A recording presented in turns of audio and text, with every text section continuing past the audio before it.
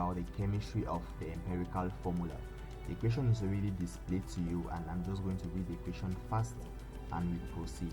On combustion in oxygen, 0.42 gram of a gaseous hydrocarbon X gave 1.32 gram of carbon dioxide and 0.54 gram of water.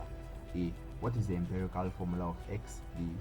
0.12 gram of X occupied a volume of 120 cm3 at RTP. What is the relative molecular mass of X? And C. Hence, determine the molecular formula of X. Alright, so we are going to begin with the first question, which is asking us to find the empirical formula of X. In order to find the empirical formula of X, we need to get a mass of carbon, we need to get a mass of hydrogen only, because it is the compound X is said to be a hydrocarbon, meaning it contains only carbon and hydrogen. So to get a mass of carbon, we take the molar mass of carbon divided by the molar mass of carbon dioxide times the mass of carbon dioxide. So doing that, we get a mass of carbon to be 0.36 gram. Now to get a mass of hydrogen as well, since in water there are 2 atoms of hydrogen, we have 2 divided by the molar mass of water times the mass of water. Doing that, we get a mass of hydrogen to be 0.06 grams. Now we proceed this way. First of all, we write the elements which we have, carbon and hydrogen. We look for the number of moles. The number of moles is the given mass on the molar mass. We have found the mass of carbon. We divide it by its molar mass. We are going to get 0.03. Same thing goes to hydrogen. The given mass, which is what we have found, 0.06 divided by the molar mass, which is 1. Now we need to get a mole ratio, meaning we divide each of these number of moles by the smallest, which is 0.03. So I divide 0.03 with 0.03, I get 1. I divide 0.06 with 0.03, I get 2. So it means my empirical formula is CH2.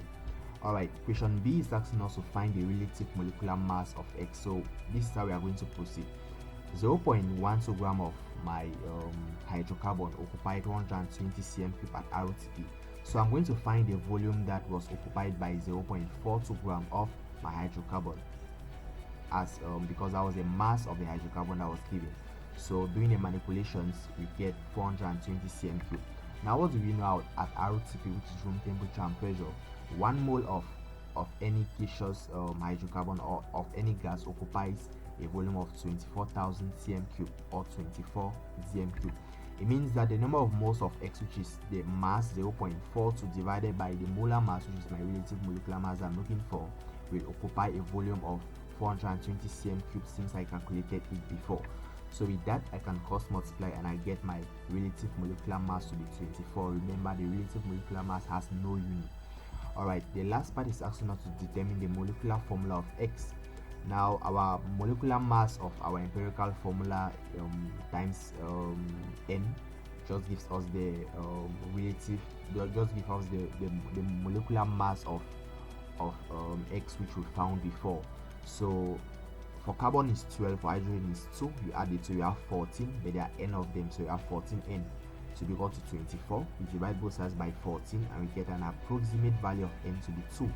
So it means our molecular formula is empirical formula subscript n, which is C2H4.